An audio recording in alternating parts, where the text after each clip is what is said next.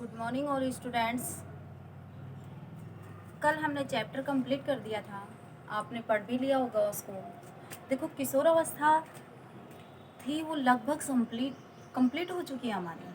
किशोर अवस्था में संवेग थे, सामाजिक विकास था, अपराध था, किस प्रकार हमारे अंदर शारीरिक परिवर्तन होते हैं, मानसिक परिवर्तन होते हैं, पूर्व किशोर अवस्था क्या होती है, उत्तर किशोर अवस्था क्या होती है, ये सभी चीज़ें आपने देखी। ठीक है, आपने पढ़ा, 2-3 लेसन पढ़े, 3-4 लेसन हो गए, आपने पढ़ा। आज हम वयस्क अवस्था पढ़ेंगे। क्या पढ़ेंगे? वयस्क अवस्था और प्रौढ़ावस्था। वयस्क अवस्था किसे कहते हैं? जिसको आप युवा बोलते हो। आप जिसको युवा बोलते हो वो वयस्क अवस्था में आता है। वयस्क का मतलब होता है जवान।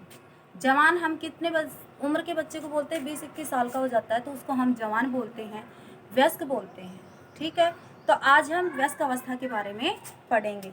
तो लिखिए, आप टॉपिक डालिए वयस्क अवस्था। टॉपिक डालिए वयस्कावस्था। वयस्कावस्था, ठीक है, यह आपने टॉपिक डाला।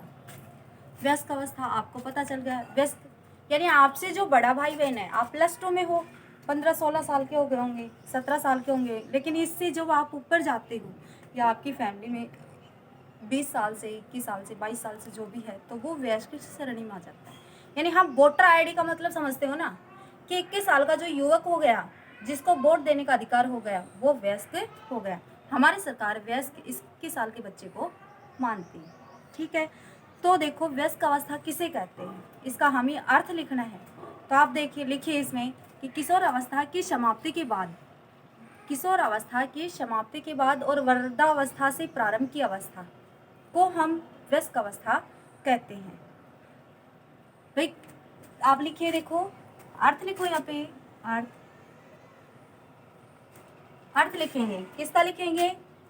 किशोर अवस्था, उसका सॉरी, वयस्क अवस्था का। वयस्क अवस्था किसे कहेंगे?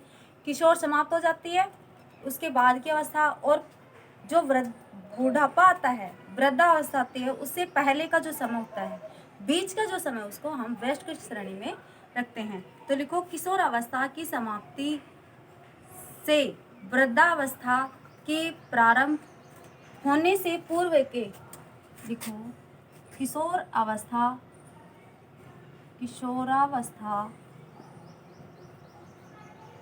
की समाप्ति, किशोरावस्था की समाप्ति और वृद्धावस्था के पूर्व के, वृद्धावस्था, किशोर अवस्था की समाप्ति और वृद्धावस्था के पूर्व के समय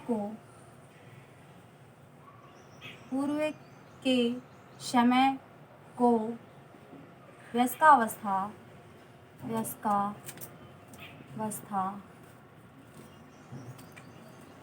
कहते हैं। देखो, यहाँ वृद्धावस्था से पूर्व का और किशोर अवस्था की समाप्ति का, वृद्धावस्था से पूर्व का और किशोर अवस्था से पहले, जो किशोर अवस्था समाप्त हो गई और वृद्धावस्था हमारी चालू हो गई, उसके बीच का जो समय है वो वयस्क अवस्था कहलाता है। वयस्क अवस्था आपको समझ में आया। दूसरा है कि इस अवस्था में, कौन सी अवस्था में, ये हमारा अर्थ था। अब नीचे कुछ महत्वपूर्ण बिंदु लिखिए आप, महत्वपूर्ण तथ्य लिखिए इसमें, महत्वपूर्ण तथ्य। तथ्य का मतलब होता है बिंदु, 1 नंबर लगाइए। किशोर अवस्था में हमारा जो विकास है वो लगभग शारीरिक और मानसिक रूप से हो जाता है। तो आप लिखिए कि किशोर अवस्था अपनी संपूर्ण शारीरिक वृद्धि और विकास को प्राप्त कर लेता है। यानी जो वयस्क अवस्था में व्यक्ति आता है, तो लिखिए वयस्कावस्था में वयस्कावस्था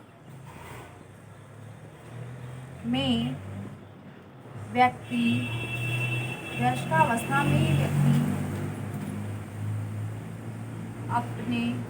अपनी शारीरिक अपनी शारीरिक वृद्धि और और विकास को लगभग पूर्ण कर लेता है। विकास को लगभग पूर्ण कर लेता है। यानी उसकी जो शारीरिक वृद्धि है और जो विकास है वो लगभग क्या हो जाता है, पूरा हो जाता है। ठीक है। 2 नंबर तथ्य लिखिए इसमें, वयस्क अवस्था हम किसे कहेंगे, किसका समूह होता है, तो लिखिए इसमें युवा और प्रौढ़ावस्था। युवा और प्रौढ़ावस्था का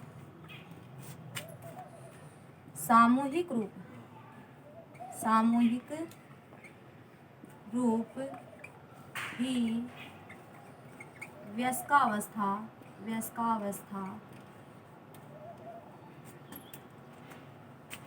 वयस्कावस्था लिख दीजिए। ठीक है, वयस्कावस्था कहलाती है। देखो मैंने युवा और प्रौढ़ावस्था बताई आपको। व्यक्ति शारीरिक और मानसिक विकास अपना कर लेता है, कौन सी अवस्था में, वयस्क अवस्था में। तो वयस्क अवस्था के अंदर व्यक्ति का शारीरिक और मानसिक विकास हो जाता है, लगभग कंप्लीट हो जाता है, क्योंकि वो वयस्क पूर्ण हो जाता है, उसको हर चीज़ का लगभग नॉलेज हो जाती है, वास्तविक अवास्तविक, अच्छा बुरा, अपने लिए दूसरों के लिए क्या अच्छा है क्या बुरा, ये सब चीज़ें पता हो जाती है। दूसरा है युवा अवस्था, यानी किशोर अवस्था को समाप्त हो गई। प्रौढ़ावस्था बुढ़ापे से पहले का जो समय होता है, तो इन दोनों के जो बीच का समय है उसको वयस्क अवस्था कहते हैं। तो इन दोनों के समूह को भी हम क्या कह सकते हैं, वयस्क अवस्था कह सकते हैं। तो अब हम वयस्क अवस्था की अर्थ पढ़ा, हमने कुछ महत्वपूर्ण तथ्य पढ़े। अब इसके नीचे लिखिए आप, बोर्ड छोटा है थोड़ा सा मिटा देती हूँ, आप लिखिए 2 महत्वपूर्ण तथ्य लिख लिए, इसके साथ ही और लिखिए 3 नंबर, वयस्क अवस्था की जो उम्र होती है वह क्या होती है। हाँ बताइए मेरे को, मैंने अभी हिंट दिया था कुछ समय पहले आपको, वयस्क अवस्था की हिंट मैंने आप बच्चों को अभी दिया था, तो आप बताइए। तो 1 नंबर डालिए कि यह अवस्था, 2 नंबर लिख लिया आपने महत्वपूर्ण में, 3 नंबर लिखिए यह अवस्था 20-21 वर्ष से लेकर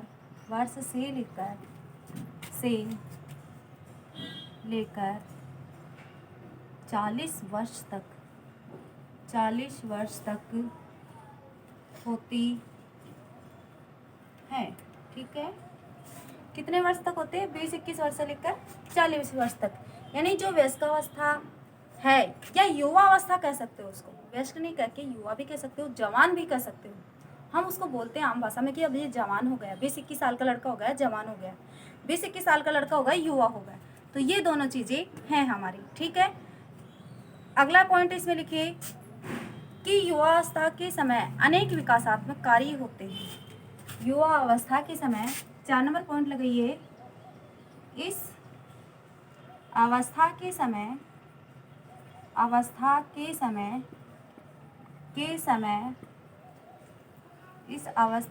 समय अनेक विकासात्मक कार्य होते हैं। अनेक विकासात्मक कार्य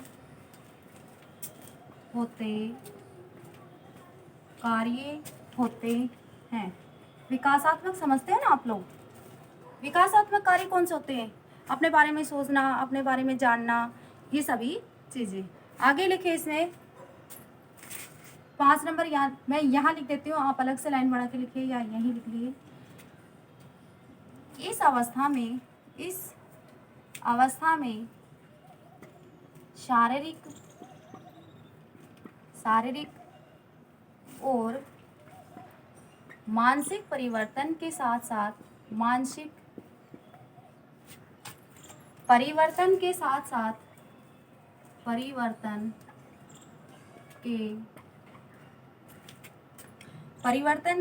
साथ नई नई नई समस्याएं भी उत्पन्न होती हैं, नई समस्याएं भी उत्पन्न होती हैं। नई समस्या कौन कौन सी है, आप बताओ मेरे को, नई समस्या कैसे होंगी? भाई 21 साल का बच्चा हो गया, जवान हो गया, घर वाले दबाव डालेंगे ना कि आप कमाइए। डालते 20 साल के बच्चे पे कि आप अपना कोई ऐसा काम करो जिससे आपका भविष्य सुरक्षित हो। फिर 20-21 साल के बच्चे पे वैवाहिक जो जीवन होता है उससे संबंधित भी हो जाता है कि वह जो जीवन साथी है उसका चुनाव करने का जो काम है वो भी इसी अवस्था में किया जाता है। तो ये सब चीज़ें हैं। आगे लिखिए, युवा अवस्था में, यानी युवा अवस्था में व्यवसाय और वैवाहिक क्षेत्र में भी समायोजन करना पड़ता है। तो आप लिखिए इसमें 6 नंबर लगाइए। इस अवस्था में हमें क्या करना पड़ता है? व्यवसाय का चुनाव करना पड़ता है। तो व्यवसाय और वैवाहिक, क्योंकि विवाह भी करना पड़ता है, तो आप लिखिए वैवाहिक क्षेत्र में भी समायोजन क्षेत्र में भी समायोजन करना पड़ता है। देखो, व्यवसाय है और वैवाहिक दो चीज़ें हैं। व्यवसाय का मतलब किसी का ये होता है कि जो पुश्तैनी कार्य होता है उसको आगे बढ़ाना होता है, तो घर वालों का ये दबाव रहता है कि आप ये जो कार्य चल रहा है इसको आगे बढ़ाइए। हो सकता है आप वो कार्य नहीं करना चाहते हो, लेकिन हमें समायोजन का मतलब समझौता करना, हो सकता है हम अपनी इच्छाओं को दबा के उसका समायोजन करें या उसके साथ में कार्य करें। दूसरा होता है वैवाहिक, यानी 21 साल का जो भी बच्चा होता है उसके अंदर हमें शादी का जो कार्य होता है वो करना पड़ता है। तो शादी का कार्य करेंगे या शादी करेंगे तो उसके अंदर हो सकता है उसके मन की बच्चे के मन की जो है वो कार्य न हो, या उसके मन की रूप में उसको न मिले।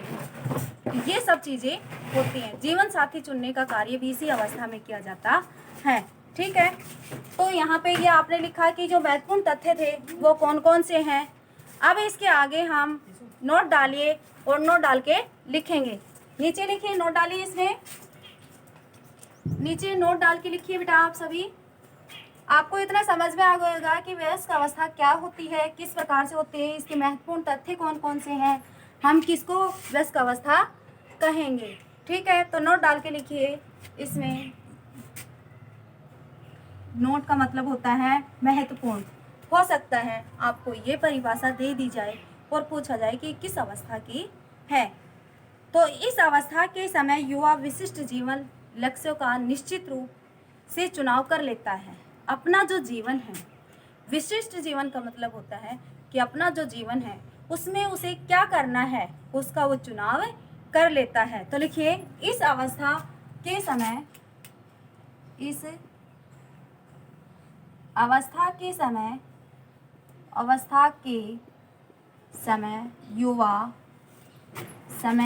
युवा अपने विशिष्ट यानी श्रेष्ठ जीवन, विशिष्ट जीवन के लक्ष्यों का चुनाव कर लेता है।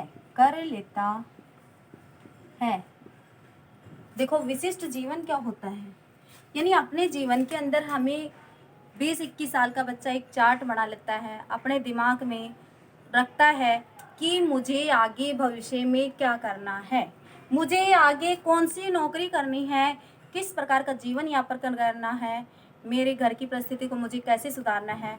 ये सब चीज़ें वो दिन प्रतिदिन सोचता रहता है इस अवस्था में, और शारीरिक शक्तियों को अपने निर्धारित लक्ष्यों को प्राप्त करने में लगा देता है। अब उसने लक्ष्य निर्धारित किया है, विशिष्ट जीवन का जो लक्ष्य है उसका उसने चुनाव किया है, तो अपने जो शारीरिक जो लक्ष्य होता है, जो शारीरिक क्षमता होती है उसको उस कार्य में लगा देता है। तो आप लिखिए, अपनी शक्तियों को लक्ष्य प्राप्त करने में लगा देता है। ठीक है बेटा, ये आपकी परिभाषा हो गई कि वयस्क अवस्था के समय युवा अपने विशिष्ट लक्ष्य का निर्धारित कर लेता है। ठीक है, और वो अपनी जो भी शक्तियाँ होती हैं उन सभी को इसमें लगा देता है। तो आज वयस्क अवस्था के बारे में हमने पढ़ा, जो महत्वपूर्ण तथ्य थे वो पढ़े, जो इसकी परिभाषाएं थी वो पढ़ी। आज के लिए इतना ही। इस लेसन को कल हम आगे बढ़ाएंगे। Okay, thank you.